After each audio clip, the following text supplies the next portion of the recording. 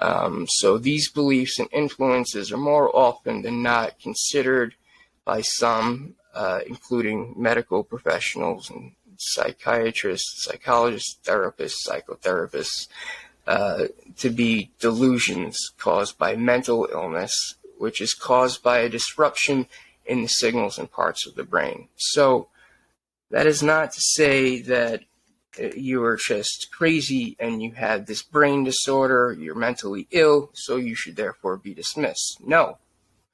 If you were having a true spiritual awakening and you were truly seeking answers and you were fooled, yes, sometimes,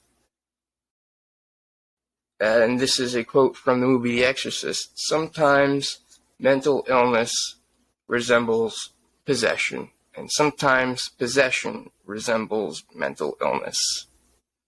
So understanding the difference is crucial. It's vital. Through metaphysical sciences and parapsychology, which is the psychology of the metaphysical and spiritual, we understand that the cause of this disruptive and abnormal activity in the brain is caused by the interruption of the mind, body, and soul connection, which can be caused by the influences or control of negative or even some call demonic, spiritual, or metaphysical energies and or entities that are connected both internally or physically and externally or spiritual and psychologically to the individual. So let's rewind real quick. When I say that these can be caused by the influence or control of negative or demonic spiritual or metaphysical entities or energies, what I mean by that is that there are entities, there are intelligences, there are things that actually have a consciousness, a mind to them, that are apart from the mind of God, that are separated from that light. They're cut off from that source, and they're now in darkness. They're beings of just darkness and negativity. Some today call them demons. But what they truly are is just negative entities, some of which can actually also be human beings. They could be human beings that have started using, these different metaphysical sciences and techniques to do things for nefarious reasons, to commit evil. And it is the same principle that is applied to healing that can be applied to destroying or curses or hexes or whatever you want to label it as. It's the same thing. Whether you get labeled as mentally ill by a doctor, or you see a priest, or you see a minister, whoever it is that is dealing with the metaphysical, or even if you see a metaphysician as myself or Dr. Gil Tavan is, or parapsychologist, which I'm training to become and working on my PhD at the moment, finding somebody like that or a spiritual mentor can help you to recognize these, again, the root causes of this and what the remedy is, not just for the symptoms, but for the root cause itself, which thankfully and luckily, once you can identify the root cause, then all of the symptoms that are connected to it, once the root cause has disappeared, all the symptoms disappear with it. As opposed to, using band-aids or crutches such as drugs or hypnotherapy or, certain coping skills, or even distractions or other addictions such as, binge watching too many videos on YouTube, which after this one, you should take a break and watch a TED Talk or something on healing or metaphysical sciences, or even binge watch the rest of Metaphysical Sciences TV because it can't hurt. and will help you to understand better yourself, what is going on inside the mind, how to fix these things, how these interruptions in the mind-body-soul connection are caused, and how they can be fixed, how we can become whole again or holy. So if somebody has, started to undertake a spiritual transformation or spiritual awakening, and they become lost, and this is the point that they're stuck at now, where they are in desperate need of healing, the answer isn't always necessarily that you have a chemical imbalance and that is something physical that needs to be remedied with chemicals or drugs or medications. Sometimes, if you can catch it soon enough before it gets too severe to the point where you need the medications just to help you get out of bed and to continue with therapy, if you could catch it early enough where it is still at the stage where you're being oppressed or you are falling yourself, as I like to call it, descending into madness or darkness, if you could catch that and you could find somebody who has been there before, meaning they have been through their spiritual awakening, they have seen all these tricks, and they know how to navigate themselves through this maze of spirituality and this metaphysical reality. If you can find somebody like that, then they can help you turn this disorder back into order. They could turn this dis-ease back into ease. They could ease the suffering. They could help restore the mind, body, and soul connection. So when it comes to these negative energies and psychological influences, and that is the difference between negative energies and entities. An entity is something with an intelligence to it. It could be called a being or an entity, whereas energies are the things that linger from these negative beings. And they're just frequencies or vibrations that hold us down and keep us sick. They keep us in a disharmonious state where the mind-body-soul connection is interrupted and disharmonious, and is not on the same wavelength or vibratory frequency of our cells when they are in their peak spiritual or optimal health. And again, this can also cause not only mental but physical illness as well. I would just like to share my personal story, my personal journey. When I began my spiritual awakening, I was very young. I was 12, almost 13 years old. I had just gone through my confirmation as a Roman Catholic, which I believe was at 11 or 12. And I was expecting this big spiritual experience or some type of vision or revelation at the moment that I was confirmed, because I believed, or at least I had the faith, that this was going to change something. And when it didn't change anything, because I was still naive, I lacked understanding, I lacked knowledge, I lacked wisdom, I lacked experience. So I couldn't really believe. So that led me on an 11-year journey through hell and back. Because sometimes you got to get through heaven. You got to get through hell to make it to heaven. Excuse me.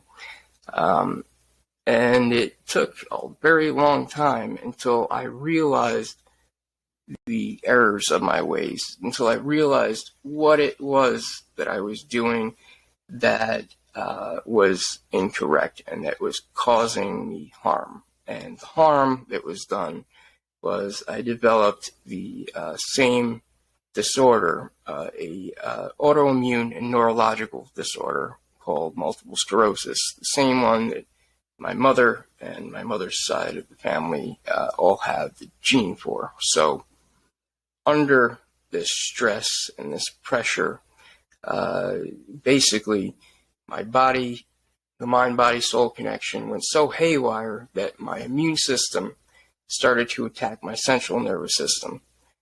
And that is what multiple sclerosis is. And essentially, my spinal column was eroded away. The protective coating around it, which, to use an analogy, would be like the rubber coating around a wire. So let me use my phone charger as an example. So the phone would be my brain, or my the brain stem and spine. This wire would be the rest of my body. So we have this connection here. Right here is the base of the spine in this analogy. At the base of the spine, the coating, or what's called the myelin sheath in the nerves, or the central nervous system, is deteriorated. The T cells from my immune system were attacking it as if it was a foreign entity. So clearly the mind-body-soul connection, and I think of my disease, my disorder, very much spiritual, or at least caused by metaphysical, reasons or factors. Definitely one of them that turned this gene, this hereditary trait within me, which didn't necessarily turn on for other members of my family. Of course, I have a brother, I have one sibling, and he is completely fine. He doesn't have any symptoms of multiple sclerosis. He doesn't suffer from the same genetic or cellular dysfunction of the mind, body, and soul connection, which is very much on a cellular and even subatomic level. It's on the quantum level. So quantum meaning very, very tiny. Quantum entanglement is a thing that, well, it's more than a thing. It's a idea, a concept, a notion of these very, very, very tiny and intricate connections that connect everything together, that connect all atoms and cells to the particles and air, connecting the mind, body, and spirit of one individual to all individuals, creating the collective and universal consciousness and mind of God, all through these quantum connections called quantum entanglement in quantum mechanics or quantum physics. So a lot of this is, it's not just theory, it's not just, practice or speculation, conjecture. This is now, after 5,000 years, actually verified by scientific proof, and it can be backed up. If you guys, would like to, just explore more and understand more about the mind-body-soul connection, I'd recommend looking into neurological and autoimmune disorders, because it very much exposes what could go wrong when the mind-body-soul connection is disrupted, or when either of these things are disrupted, how it can affect the other. For example, not only can diseases or disorders affect both the mind and the body at the same time, and there can create a correspondence to where there's psychosomatic symptoms. So every time you are under a lot of stress or a lot of anxiety, the symptoms can get worse, or in my case, I can relapse. When I was 17, I was a guitarist, I was in a band, and I was back when I had hair. now. And so this is a long time ago, almost ancient history. And I began losing the sensation in my fingers as I would play the guitar. I wasn't able to feel the frets anymore. I wasn't able to hit the strings as hard. And then over a period of maybe 2 or 3 months, it deteriorated to the point where I was completely paralyzed on the left side. And my hand was just completely limp and was always cramping, even though I couldn't feel it. I knew that it was in bad condition. I had also lost the eyesight in my left eye at the time, which had come back for a period of time. And then when I discontinued the therapy and the treatment that I was doing, it continued to worsen. And the reason I'm sharing this with you guys is because I like to use my example to help others understand that the physical definitely influences the spiritual, and the thing that ties them together is the metaphysical sciences. Quantum physics doesn't quite mention the spiritual in its lingo and in its terminology. However, if you examine it close enough, if you open up a quantum physics textbook and you read about quantum mechanics, and you open up a book on Hermetic philosophy or transmutation, or if you open up one of these, then you will start to understand very quickly that these are different words describing the same phenomena. The same way a demon or a spiritual or negative entity or energy can also be called a mental disruption or a mental illness or disorder, and depending on what part of the body and the nature of the symptoms, or what part of the mind and the nature of the symptoms, it can fall under a number of different categories, which makes it a lot harder to pinpoint the core cause of these symptoms and of the ailment. And it's a shame that this is the case, because what most people tend to do is once they receive a diagnosis or they receive a answer, they stop seeking further.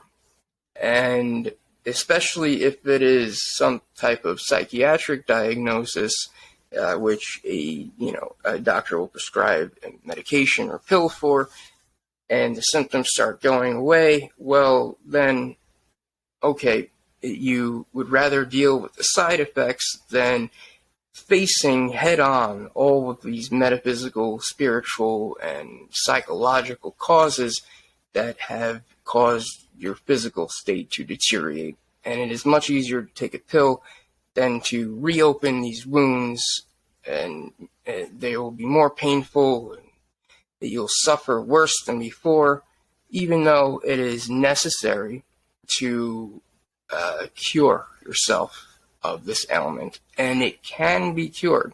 It doesn't just have to be treated. You don't have to subject yourself and make yourself a slave to pharmaceuticals or to drugs or to any type of treatment.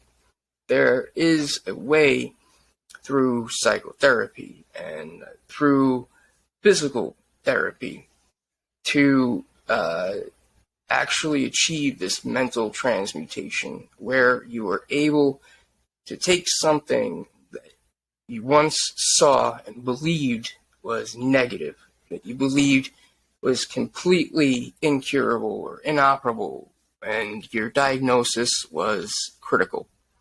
You could take that and you could change it into, now this is an opportunity for me to heal, to be an example to others to show them that this is possible.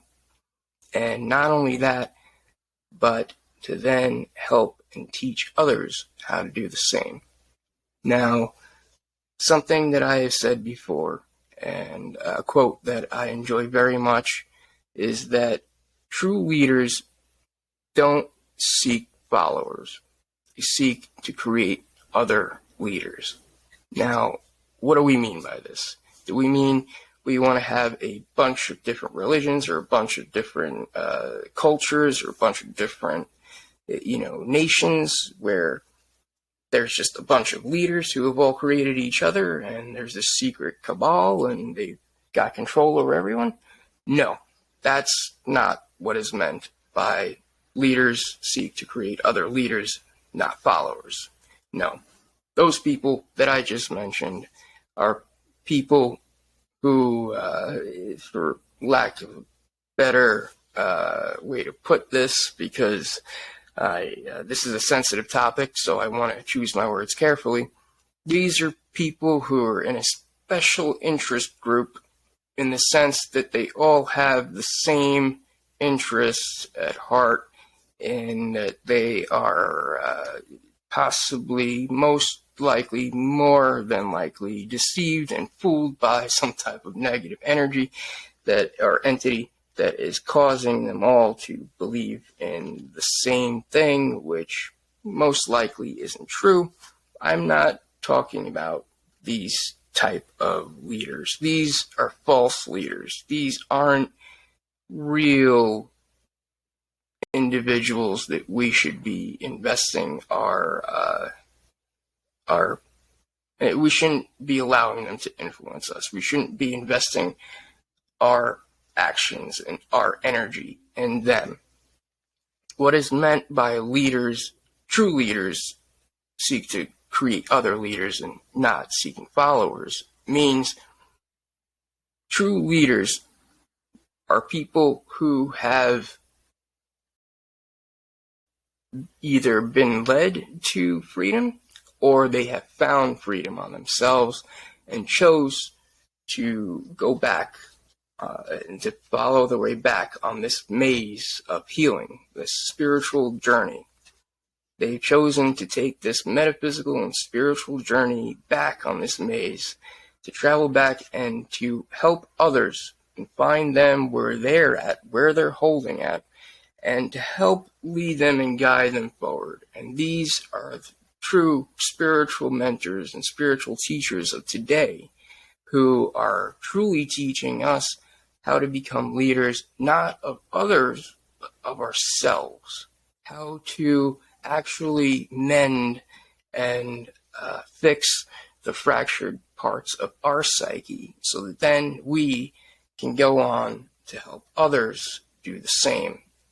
And if this can happen, if this is possible, and I know it is, because I know for a fact that I have been one of these people who were lost and were just stuck in darkness until they found a path and a spiritual mentor to help them find and navigate their own way through the path. And I'm choosing my words carefully. They did not lead me through the path. They did not tell me, okay, go straight for another mile, make 2 rights, and you'll see the sign, and then you make a left at the McDonald's or the gas station on the corner. No. What they did was they would ask me questions. They would get me thinking about what it is really that I needed healing with. And what I mean by this is going through therapy, psychotherapy, physical therapy, doing things that I truly needed to get to an optimal state of health, where I could truly begin to reintegrate those fractured parts of my psyche that were smashed during this little hold-up, or the snag, during my spiritual awakening, which of course lasted 11 years. And I am talking about 11 years where I was dependent on morphine, I was dependent on muscle relaxers, benzodiazepines, anxiety medications, you name it, I was on it, and I tried it. And it's not just limited to pharmaceuticals or drugs that were prescribed to me. I self-medicated, I drank, I tried everything, including the dark side of the occult and black magic, which did not help my situation. That, again, was only a band-aid. Connecting to these negative entities and forming a pact or a bond or a covenant with them, so to speak, or forming a cult, as some have done in the past, to create more people, to give more energy to these beings, will only come to bite you back in the ass. Excuse my language. It'll only come to bite you back in the end.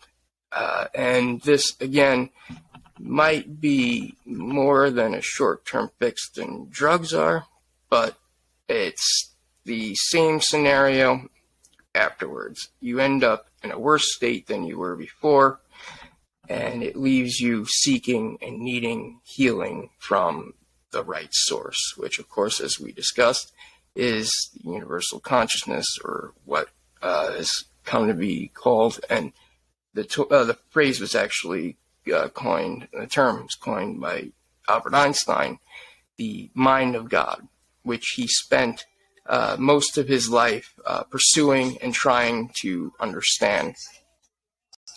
So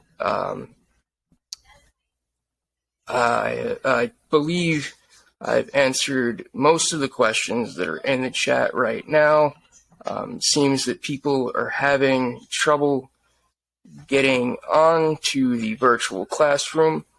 So I will just leave it here.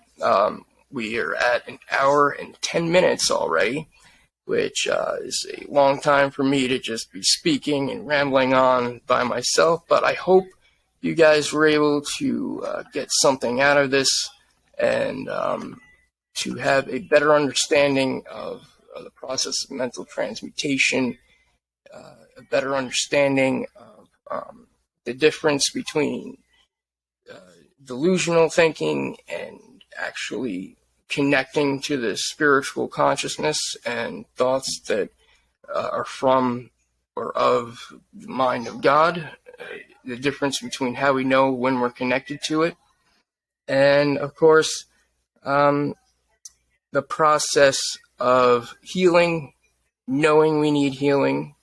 And another thing I would like to add just before I end this video is that how to know somebody else might need healing, and that they might be fooled, or that they might be being misled themselves. And this is something that is very serious, and a lot of times family members will go out seeking help for their loved ones who reject psychiatric help because they believe that they're fine, they're just speaking to God, they're just more spiritual. Well, here's the thing. Most people who truly are spiritual and have this connection to the divine, they will lead by example. They will show you who they are and where their intentions and actions are coming from by their actions. As it says, just like it says in the Bible, you judge them by their fruits, meaning their actions, not just their words or what they say they're going to do, but what they do. More importantly, I would like to add how they do it.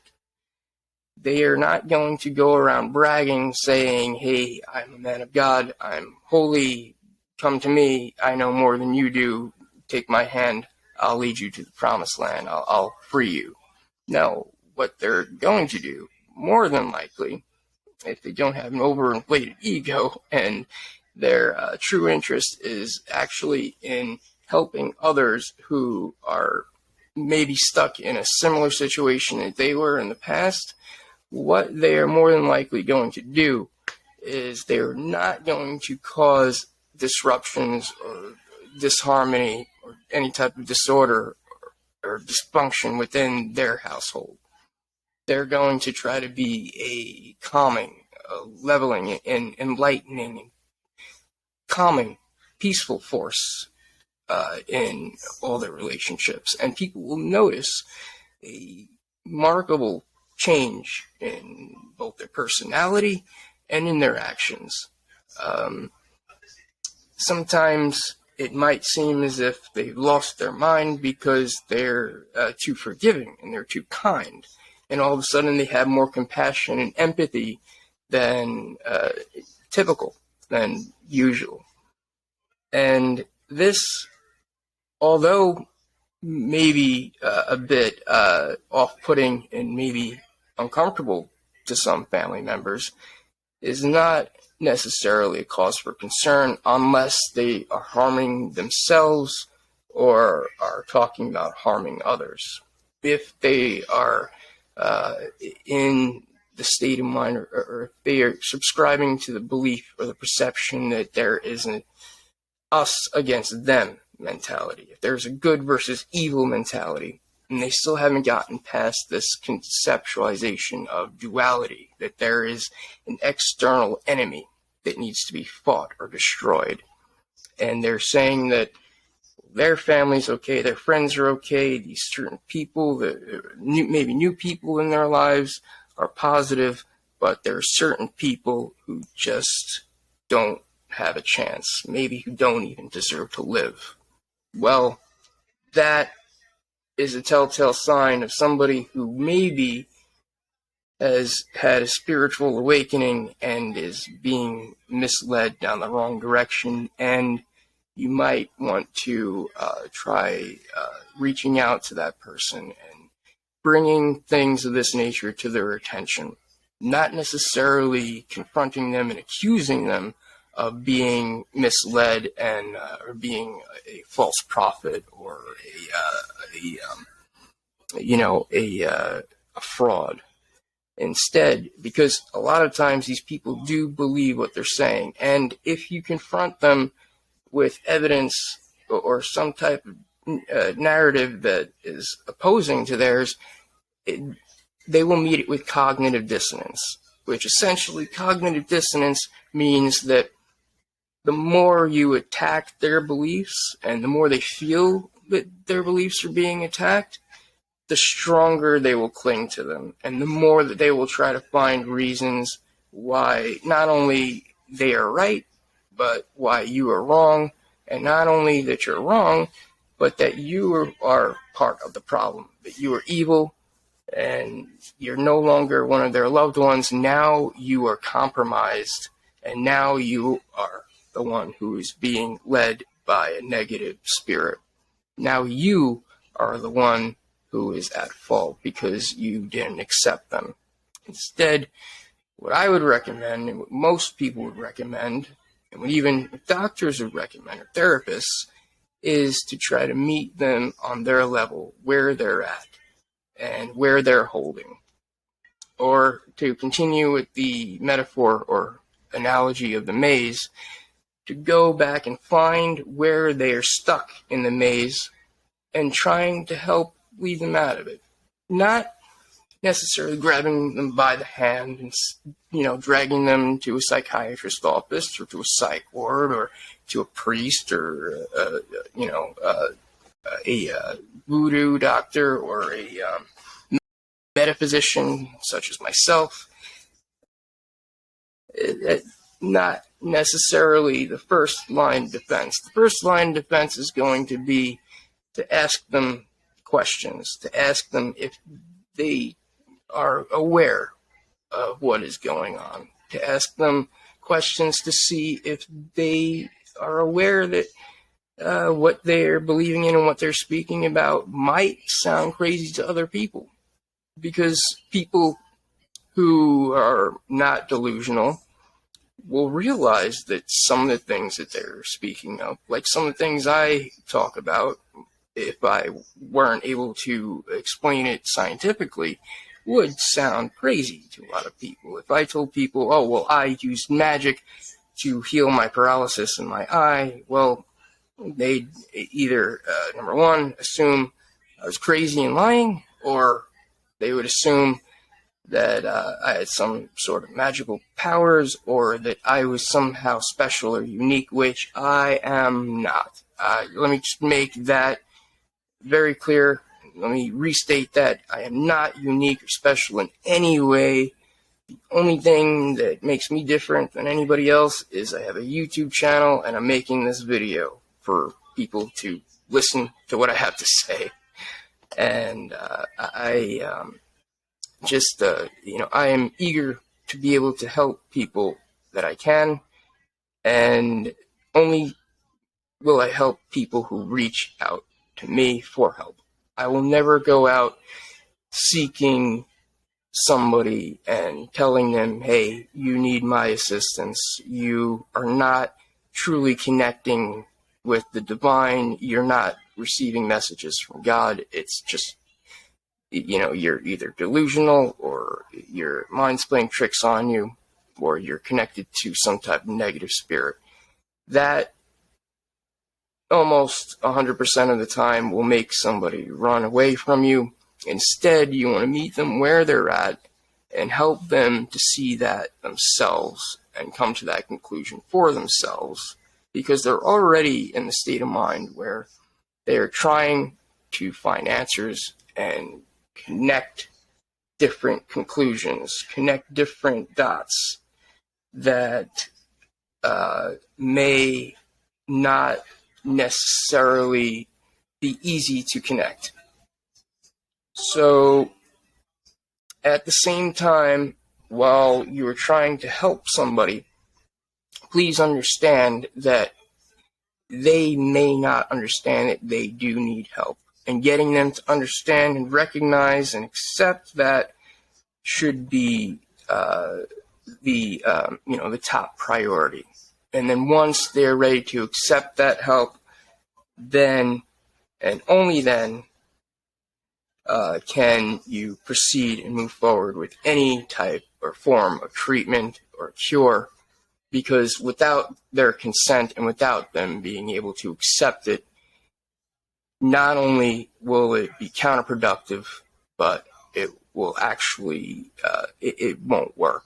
In fact, it might make things worse, not only with your interpersonal relationships with the individual, but it could cause a lot of cognitive dissonance and cause them a lot of confusion and pain. And a lot of times when these things happen, the person will become, unfortunately, I don't like having to speak about this stuff, but a lot of times the individual can become suicidal or be at risk for self-harm when they feel that their peace of mind and their level of comfort that they've become accustomed to is threatened. They will very much feel that their life is, or their existence is at stake, and that they need to do everything that they can to try to follow through with what they believe. Now, while they're in that mode of thinking, again, if you truly want to help somebody who doesn't want help, what you can do is you could use mental transmutation yourself.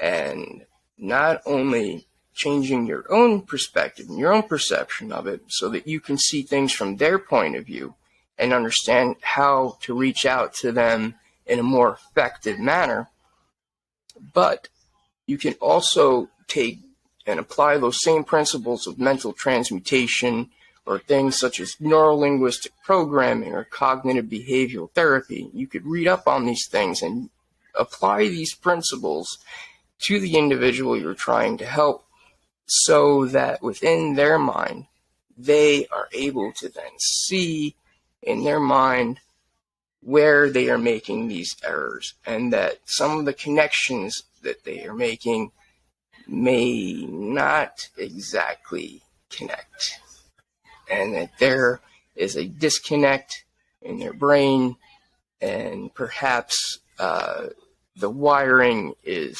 faulty, and they need to reevaluate what they have been believing and what they're putting their faith in.